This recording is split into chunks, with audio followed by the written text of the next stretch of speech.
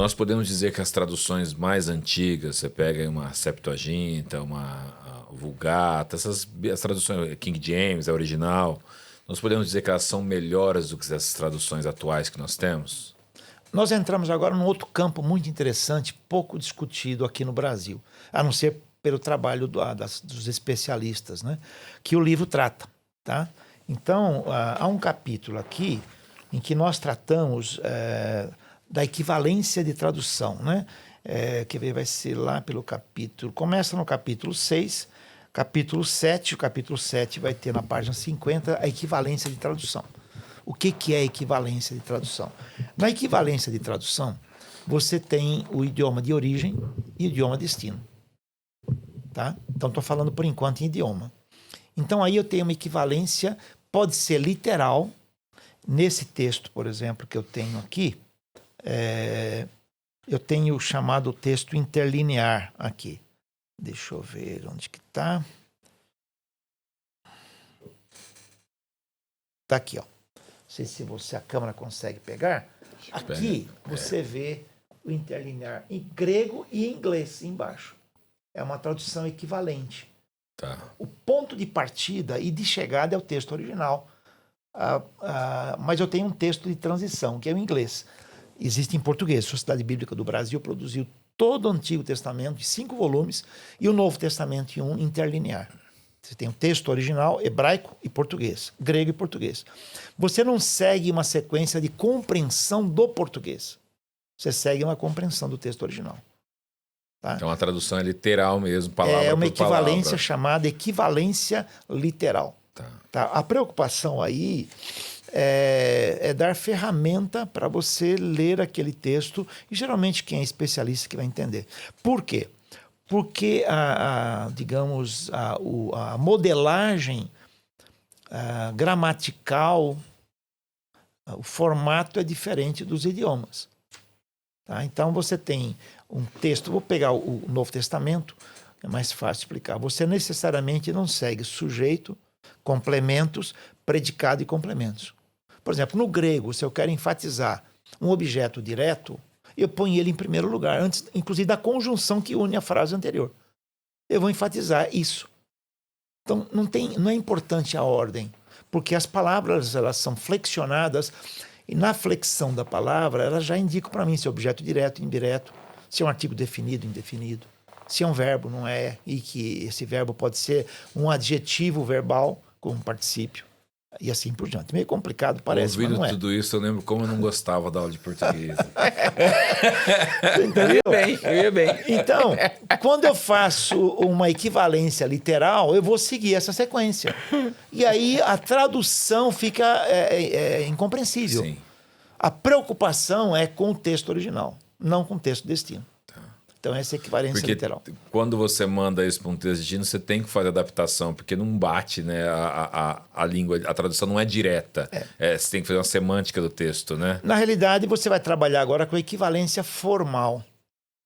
Você entendeu? Entendi. Ou verbal, é um outro nome que se dá. Entendi. Por que é formal? Porque eu vou pegar esse texto na ordem dele natural, tá? E vou pegar esse texto e transpor o texto numa ordem própria do idioma destino.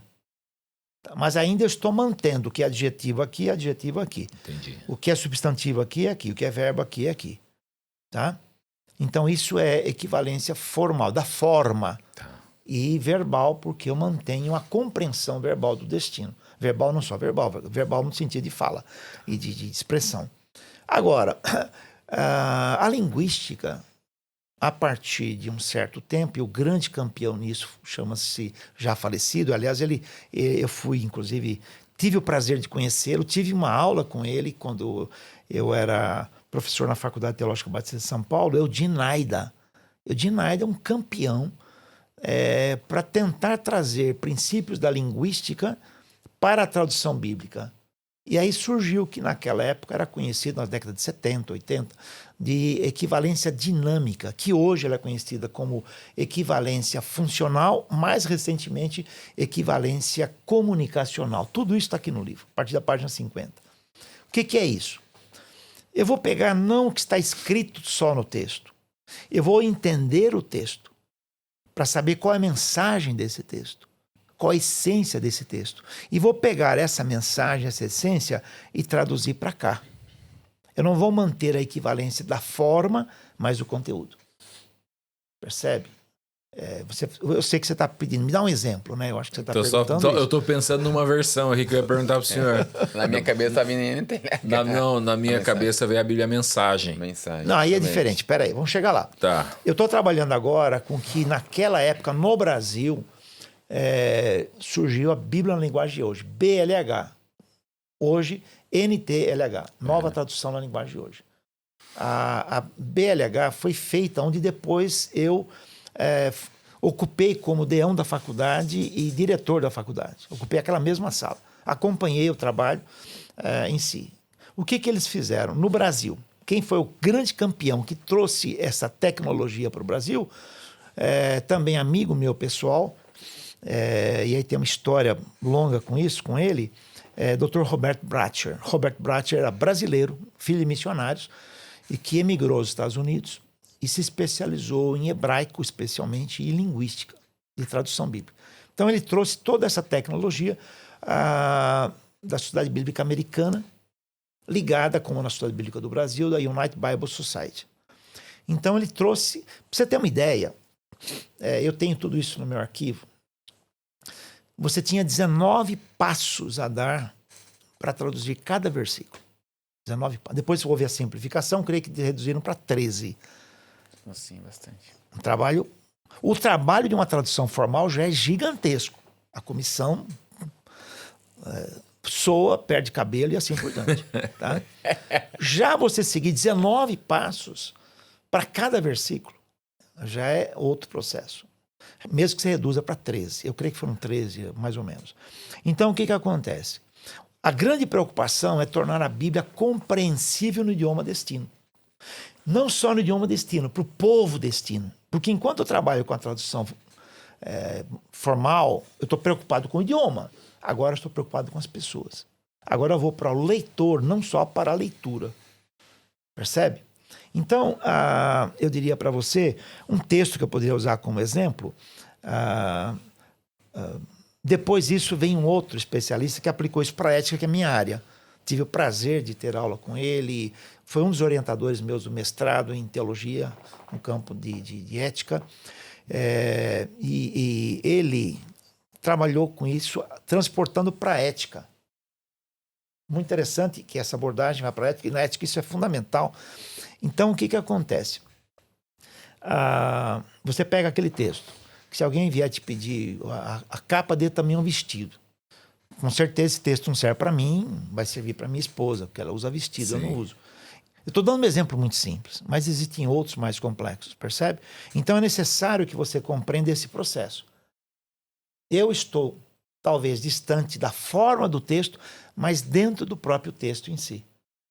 Percebe? Então é necessário que eu trabalhe também nesse ponto de vista para compreender esse tipo de tradução. Por isso que você pega uma NTLH, ela é bem diferente em si. Tá? Bom, entre a equivalência formal e a equivalência, vamos chamar aí, comunicacional ou dinâmica ou funcional, você tem hoje no Brasil a NVT, que ela é uma equivalência otimizada. Nos Estados Unidos, quem usa isso é a CSB, a Christian Standard Bible. Tá? Pena que não temos ainda em português. Ela também trabalha num caminho. Se eu tenho aqui a formal e aqui a dinâmica, eu tenho mais ou menos aqui a otimizada. Entendeu? Que ela pega e navega, ora aqui, conforme o texto. Sim. Jesus chorou, não preciso nem saber que equivalência eu vou usar. Tá?